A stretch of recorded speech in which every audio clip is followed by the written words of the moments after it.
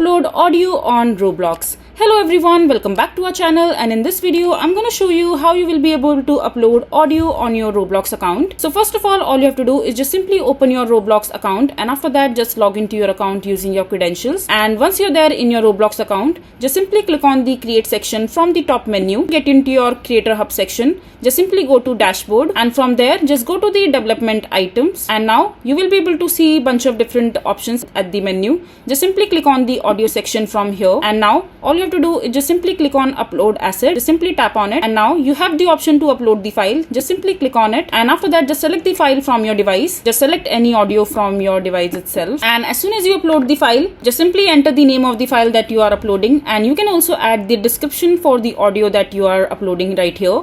And after that just simply click on upload, and this way your audio will be uploaded in your Roblox account. So that is basically how you will be able to upload audio to your Roblox account. I hope you find this video to be helpful.